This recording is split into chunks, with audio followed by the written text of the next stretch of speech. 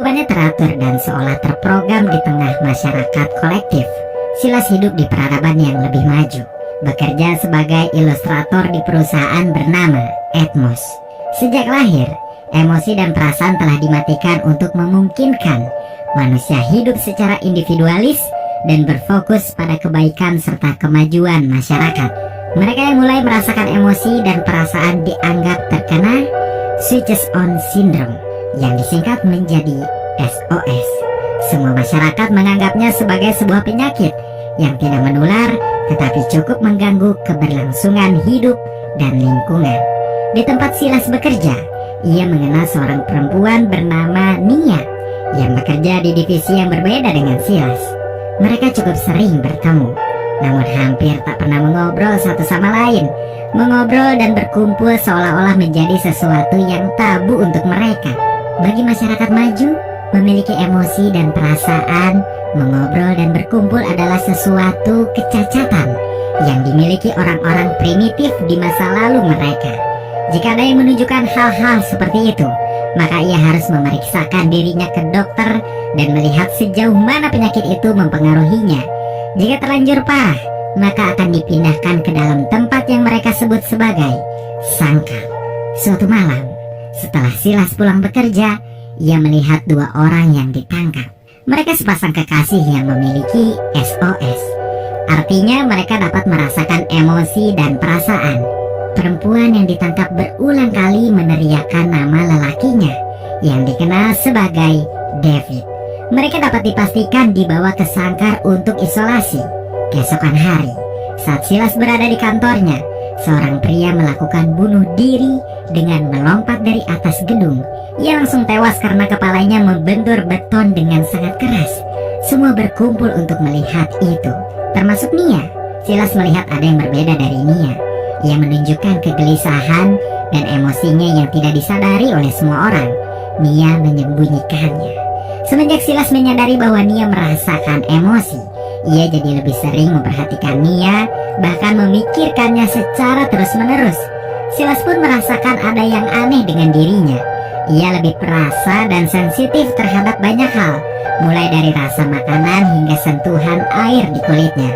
Fokusnya mulai berkurang, pikirannya lebih sering tertuju pada Nia. Malam hari, ia tertidur di sofa dan mengalami mimpi buruk.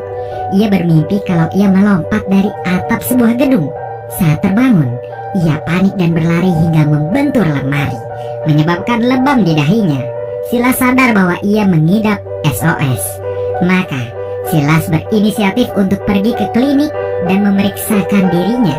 Di klinik ia bertemu dengan Jonas, seorang yang juga mengidap SOS stadium 2. Silas terbukti mengidap SOS stadium 1. Ia berpikir bahwa tertular dari Nia, tetapi dokter mengatakan padanya bahwa SOS tidak menular dan ia hanya diberi obat untuk menekan emosinya, serta sebuah kacamata hitam untuk Silas yang barangkali akan lebih sensitif dengan sinar matahari. Karena baru saja dari klinik, ia terlambat datang ke kantornya dan membuat teman di sebelahnya bertanya. Tetapi Silas berbohong dan mengatakan bahwa ia baru saja dari kafetaria untuk meminum teh. Memar di dahinya menjadi pertanyaan baru. Lagi-lagi Silas berbohong dan mengatakan bahwa seseorang tidak sengaja memukulnya saat berada di kelas Tai Chi. Ia tak mau mengatakan bahwa ia menderita SOS. Tadinya, seseorang mengetahui Silas berbohong dengan mengatakan bahwa ia tak melihat Silas di kelas Tai Chi. Berkat bantuan Nia yang mengatakan bahwa ia melihat Silas, usaha Silas untuk menutupi SOS-nya berhasil. Silas semakin sering memperhatikan Nia, bahkan menunjukkan ketertarikannya. Sementara di saat yang sama ia harus meminum obatnya untuk memperlambat sindrom yang ia derita dan dianggap sebagai bentuk kecacatan perilaku. Konsentrasi Silas terus berkurang. Berada di kantor bahkan membuatnya merasa tertekan sehingga ia mulai menangis. Silas harus menyembunyikan emosinya dari rekan-rekannya di tempat kerja. Tetapi Nia mengetahui keadaan Silas yang sebenarnya. Hari demi hari, Silas semakin sering memperhatikan, bahkan mengikuti Nia. Ia tak sadar bahwa ia telah jatuh cinta dengannya dan tak mampu mengidentifikasi perasaan itu. Yang Silas ketahui, ia hanya senang dan nyaman ketika melihat Nia. Silas pun memutuskan berhenti meminum obatnya tanpa sepengetahuan dokter. Ia lebih menerima perasaan dan perubahan dalam dirinya. Silas bahkan menukar posisinya di Atmos, sehingga ia menjadi satu divisi dengan Nia dan semakin sering berinteraksi dengannya. Perbuatannya justru menimbulkan kecurigaan dari salah satu rekan kerjanya. Diam-diam, ketika semua orang telah pulang dari kantor, Silas membuka layar kerja Nia untuk mendengarkan suaranya yang terekam di sana. Suara Nia diingatnya dengan baik dan terus terbayang hingga Silas tertidur. Di hari berikutnya, saat meeting sedang berjalan, Silas tak sengaja menumpahkan minumannya dan menjatuhkan kacamata yang menunjukkan ia menderita SOS. Akhirnya, Silas mengakui kecacatan itu pada rekan-rekannya, termasuk Nia. Kejadian itu membuat Silas diasingkan dan diberi tempat kerjanya sendiri karena banyak yang takut bahwa SOS menular. Silas masih rajin mengikuti Nia, tetapi Nia yang sebenarnya sudah dari awal mengetahui Silas sering mengikutinya, segera meminta Silas untuk menghentikan perbuatannya dan mengancam akan melaporkan Silas jika ia tidak mau berhenti. Silas pun mengungkap kecurigaannya dan mengatakan bahwa Nia pun terjangkit SOS seperti dirinya. Namun, Nia mengelak dan pergi meninggalkan Silas begitu saja tanpa menjawab pertanyaannya. Semenjak saat itu, Nia terlihat menghindari Silas, tetapi ia tidak bisa melawan perasaannya sendiri. Ketika keduanya memilih lembur di kantor, mereka diam-diam bertemu di bilik toilet, saling memandang dan memahami perasaannya masing-masing. Mereka sadar telah jatuh cinta. Nia telah mengungkap bahwa ia menderita SOS sejak 1 tahun 3 bulan yang lalu dan lebih memilih menyembunyikannya dari yang lain. Ia tidak pergi ke klinik dan berusaha mengendalikannya sendiri. Tetapi Nia sadar hubungan mereka terlalu beresiko dan dapat membawa mereka ke sangkar, hal yang tak diinginkan Nia sama sekali. Jadi ia meminta Silas untuk menghentikan apapun yang dilakukannya untuk memperhatikan Nia. Namun Silas lebih memilih mengambil resiko dan menjalani hubungan secara sembunyi-sembunyi bersama Nia. Mereka bersikap seperti biasa di hadapan orang lain. Namun jika malam tiba dan setiap orang di kantor telah pulang, mereka akan menyempatkan diri berbicara di bilik toilet. Nia merasa apa yang mereka lakukan adalah suatu kesalahan, tetapi Silas dengan tegas mengatakan bahwa apa yang mereka rasakan adalah benar, sangat benar. Hubungan mereka berlanjut, masih dengan sembunyi-sembunyi tentunya. Mereka menikmati perasaan yang mereka rasakan dan tidak mengelak lagi. Silas dan Nia menjadi jauh lebih bahagia dalam menjalani hari-harinya. Emosi mereka terlihat jelas semakin baik dan tidak lagi ketakutan dengan apa yang mereka rasakan. Hingga suatu malam, Leonard yang mencurigai Silas masuk ke dalam toilet. Meski tidak memergoki Silas dan Nia yang sedang berdua di dalam bilik, tetapi begitu melihat layar kerja Nia masih menyala saat keluar dari toilet bersama Silas, Leonard mengatakan bahwa ia diminta untuk menyelidiki perilaku Silas yang ketahuan mengintip layar kerja Nia oleh Badan Kesehatan dan Keamanan sebulan yang lalu. Silas mendapat peringatan agar ia tak melakukan hal itu lagi. Setelah kejadian itu, Silas dan Nia tidak pernah lagi bertemu di bilik toilet. Keduanya mencari jalan aman agar tidak ketahuan oleh yang lain bahwa mereka memiliki hubungan.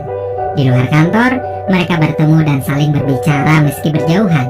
Silas mengatakan keputusannya bahwa ia akan meninggalkan Atmos dan mencari pekerjaan di tempat lain agar bisa terbiasa berada jauh dari Nia. Tanpa berkata apapun untuk menanggapi keputusan Silas, Nia pergi. Ia menangis di kamarnya dan tidak dapat lagi membendung kesedihannya karena harus berpisah dengan lelaki yang ia cintai demi keamanan mereka berdua. Silas pun sama sedihnya, tapi memang tak ada jalan keluar lain bagi Silas dan Nia selain menjauhkan diri. Silas akhirnya keluar dari Atmos. Nia mendapatkan rekan pengganti bernama Domini. Ia mengisi posisi Silas yang kini memilih pekerjaan yang lebih santai dengan menanam di rumah kaca. Nia merasa sangat sedih karena kehilangan Silas, sehingga ia menangis di kantor, berusaha agar tidak disadari siapapun. Di kamarnya, Nia memandangi cangkir milik Silas. Mereka saling merindukan, namun tidak ada yang mau mengambil resiko lebih jauh lagi. Hingga akhirnya Silas bertemu kembali dengan Jonas yang memberitahu Silas tentang perkumpulan rahasia yang dihadiri para penderita SOS untuk saling berbagi keluhan dan cerita. Jonas menawarkannya untuk bergabung. Sementara itu, Nia semakin kacau dan kehilangan konsentrasinya saat bekerja. Banyak pekerjaannya yang tertunda akibat terus memikirkan Silas. Domini, yang merupakan rekan kerjanya, bahkan harus menunggu hingga ia menyelesaikan pekerjaannya. Di tempat lain, Silas mulai bergabung dengan perkumpulan rahasia yang diceritakan oleh Jonas. Terdapat 6 orang lain yang juga mengidap SOS di sana. Di antaranya Bess, Peter, Thomas, Gillette, Max, dan Alice. Silas disambut baik oleh mereka. Beberapa menit kemudian, mereka sudah bertukar cerita satu sama lain. Dari Bess, akhirnya Silas mengetahui bahwa di Sangkar banyak mereka yang memilih bunuh diri dan memang dianjurkan untuk melakukannya daripada terus berada di ruangan isolasi, kekangan listrik, atau hal-hal mengerikan lainnya. Dari perbincangan di perkumpulan itu, Silas mengetahui bahwa SOS merupakan jati diri mereka sebenarnya yang berusaha ditekan dan dilenyapkan sejak mereka lahir. Setelah pertemuan itu, saat Silas sedang memandangi makanan di kamarnya dan merasa tidak bernafsu, terdengar seseorang mengetuk pintunya. Agak ragu dan takut, Silas membukanya dan menemukan Nia yang tampak kacau dan kusut penampilannya berdiri di sana menahan tangis. Silas membawanya masuk. Nia merasa kecewa dan melampiaskan kekesalannya pada Silas yang menurutnya melarikan diri dari masalah mereka. Silas berusaha menenangkannya dengan memeluk Nia. Semenjak malam itu, Nia tinggal bersama Silas setiap malam dan menjalani hari-hari mereka dengan normal seolah tak terjadi apapun. Emosi Nia membaik dan ia menjadi sangat produktif. Mereka terus menjalani hubungan secara diam-diam, saling mengenal satu sama lain dengan bercerita sepanjang malam. Tetapi kebersamaan mereka mendapat masalah baru. Obat untuk melenyapkan SOS sudah ditemukan dan para penderitanya diharap untuk segera melakukan pengobatan. Nia menjadi khawatir karena Silas terdaftar sebagai orang yang memiliki penyakit itu dan mereka tidak akan lagi merasakan apa yang saat ini mereka rasakan. Meski masih bisa mengingatnya, Silas yang tidak menginginkan hal itu terjadi memilih untuk membawa Nia ke perkumpulan rahasia dan meminta saran agar mereka bisa melarikan diri dari sistem kesemenanjung. Bess awalnya tidak mendukung keinginan mereka karena terlalu beresiko. Namun kemauan mereka terlalu kuat untuk dipatahkan. Jonas menawarkan bantuan pada mereka dan telah mengabarkan pada temannya yang menjaga perbatasan untuk membantu Nia dan Silas keluar. Mereka hanya perlu menunggu waktu yang tepat untuk pergi. Silas membuat kesepakatan bahwa mereka akan pergi ke Wheeling, stasiun terdekat ke perbatasan, pada hari Sabtu. Sayangnya, rencana mereka mengalami kendala karena Nia mendapat panggilan pembuahan. Ia mengabarkannya pada Silas. Nia khawatir mereka tidak bisa pergi karena identitasnya tidak berfungsi. Silas berusaha menenangkannya dengan berkata bahwa mereka akan tetap pergi di hari Sabtu sesuai dengan rencana dan dokter tidak akan melakukan pembuahan padanya karena Nia menderita SOS. Mereka janji untuk bertemu di belakang klinik. Saat Nia datang ke klinik, dokter dan dirinya sendiri terkejut karena Nia ternyata sedang hamil. Ia ditangkap dan dibawa ke Sangkar. Silas yang menunggunya di belakang klinik tidak berhasil menemuinya. Namun ia melihat Nia yang dibawa menuju Sangkar. Silas bingung harus berbuat apa, sementara Nia sudah ditempatkan di ruang isolasi. Ia akhirnya meminta bantuan pada Jonas yang langsung menghubungi Bess agar membantu mengeluarkan Nia dari Sangkar. Silas sangat panik dan terlihat khawatir. Jonas mengingatkannya untuk tetap tenang agar tidak dicurigai. Meski begitu, ia tetap menurut saat Jonas menyuruhnya pulang dan menunggu kabar darinya.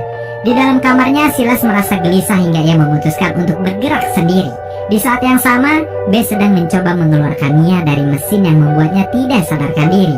Atas bantuan Bess, Jonas, dan seorang rekannya, identitas Nia ditukar dengan milik Eva yang bunuh diri semalam karena SOS stadium 3. Nia berhasil melarikan diri dari Sangkar dan pergi ke apartemen Silas. Sementara di saat yang sama, Silas sedang melangkah tak pasti untuk mencari Nia. Ketiga orang yang membantu Nia tertangkap. Silas yang melihat berita itu di layar pengumuman semakin panik. Ia pergi ke Sangkar dan menanyakan keadaan Nia. Terjadi kesalahpahaman di sana. Identitas Nia yang telah ditukar dengan Eva menyatakan bahwa Nia telah mati akibat sesak nafas. Mendengar hal itu, Silas menjadi terpukul dan putus asa. Tanpa memastikannya lebih lanjut, ia pergi dari Sangkar dan menangis di lorong. Silas tak tahu apa yang harus dilakukannya tanpa Nia. Sedangkan Nia yang mulai gelisah mencari Silas di tempat-tempat yang memungkinkan ia berada di sana. Sayangnya tak ada sosok Silas yang ia temukan. Silas sendiri sedang berada di atas gedung. Ia berniat untuk bunuh diri, namun ia mengurungkannya dan memutuskan pergi ke klinik. Nia kembali ke apartemen Silas dan menunggunya di sana. Ketika malam hampir larut, Silas kembali. Nia langsung menyambutnya dengan pelukan, tetapi Silas tak bereaksi sama sekali. Merasa aneh dengan sikap kekasihnya itu, Nia melihat leher Silas yang memiliki bekas suntikan. Ia telah diobati dari SOS. Emosi dan perasaannya perlahan lenyap. Silas menjelaskan bahwa ia mengira bahwa Nia telah mati. Makanya, ia membiarkan dirinya diobati. Tetapi rencana mereka tetap dijalankan dan Silas akan berusaha melawan obat itu bekerja di tubuhnya. Keesokan paginya, obat itu sudah benar-benar bekerja pada Silas yang kehilangan emosi dan perasaannya, tetapi tidak dengan ingatannya yang masih mengingat dengan baik bahwa ia mencintai Nia. Mereka pergi ke stasiun sesuai rencana, menuju Wheeling untuk menembus perbatasan ke Semenanjung. Dalam perjalanan mereka, Nia mencoba mengingat kembali kebersamaannya yang menyenangkan bersama Silas, sambil menahan tangisnya. Silas masih bergulat dengan dirinya sendiri, berusaha melawan obat itu bereaksi lebih jauh. Tepat setelah seorang pria yang berada di gerbong bersama mereka keluar, Silas menunjukkan reaksi yang lain saat memandang Nia. Langkahnya pelan menghampiri kekasihnya itu dan duduk di sampingnya.